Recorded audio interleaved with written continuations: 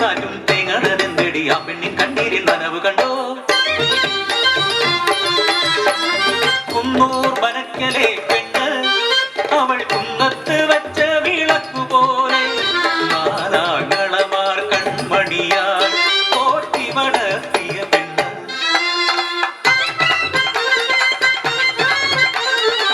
കുന്നൂർ ഭഗവതിയെ തൊഴുതു വരുമ്പോൾ ആടവരമ്പത്തു കണ്ടു ആ കരിയാത്തൻ ചെക്കനെ കണ്ടു. അവൾ കരിയാത്തൻ ചെക്കനെ കണ്ടു. കരിവണ്ടുകൾ തോൽക്കും കരിനീല വിഴികൾ അനുരാഗം അവനോട് ചൊല്ലി. പിന്നെ പല നാളിൽ അവർ തമ്മിൽ കണ്ടു.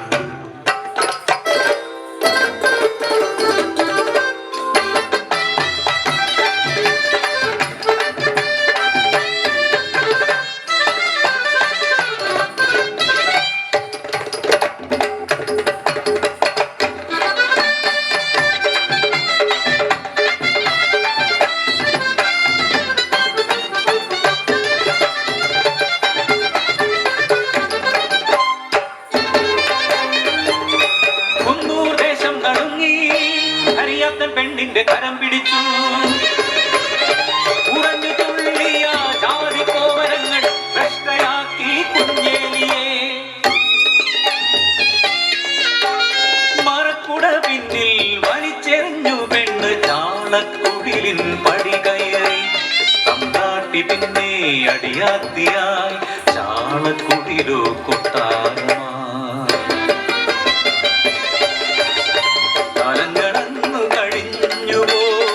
എരിയുന്ന പകയുമായി കാത്തിരുന്നു കുന്നൂർ മനക്കലെ തമ്പ്രാക്കളും.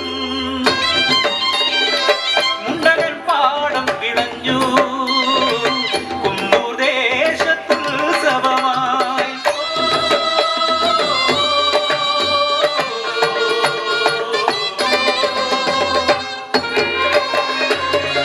ദുസ്വപ്നം പോലെ ഉണർന്നു ദേശം. ആ വാർത്ത കേട്ടു നടുങ്ങി. മുണ്ടകൻ പാടത്ത് മടയാരോ പൊട്ടിച്ചുവത്രേ. അത് കരിയാത്തനാണെന്നാരോ കണ്ടുവത്രേ. ഏനന്റെ മണ്ണിനെ ചതിക്കില്ല തമ്പ്രായി. മണ്ണെന്റെ ഉയിരിന് തുല്യമല്ലേ. ഏനൊരപരാധം ചെയ്തില്ല തമ്പ്രാ. കുന്നൂർ ഭഗവതി സത്യമാണേ. കരിയാത്തൻ ചൊല്ലിയ വാക്കുകൾ കേൾക്കാതെ ശിക്ഷ വിധിച്ചു നാട്ടുകൂട്ടം.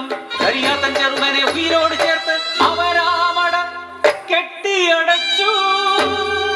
പിന്നെ ഊരു വിലക്കി കുഞ്ഞേലിയെ.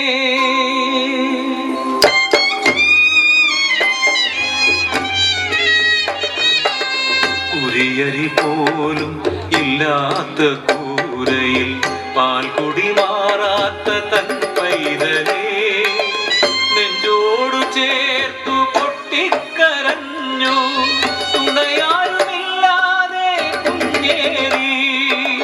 വിശപ്പിന്റെ വിളിയിൽ ദേഹം തളർന്നു. നെഞ്ചിലെ പാൽ പോലും വറ്റി. അവളെ മരണത്തിൻ കരങ്ങൾ പുൽകി. അവളെയും മരണത്തിൻ കരങ്ങൾ പുൽകി. ദേശത്തിൻ കണ്ണുനീരായി ആ കുഞ്ഞപ്പോഴും തേങ്ങിടുന്നു. അമ്പതൻ നെഞ്ചിലെ പാലിതാ ആ കാഴ്ച കാണാൻ കഴിയാതെ കരയാത്ത കല്ലും കരഞ്ഞു പോ. ഏയ് കഥ കേട്ടിരുന്നൊരു പെണ്ണേ നിന്നെ കണ്ണിലെ കണ്ണീര് തുടയ്ക്കു പെണ്ണേ. അന്തിക്ക് മുമ്പ് കുടിയിലെത്താമെന്റെ കുഞ്ഞു വിശന്ന് കരയുന്നുണ്ടോ? കുഞ്ഞു വിശന്ന് കരയുന്നുണ്ടോ? കുഞ്ഞു വിശന്ന് കരയുന്നു.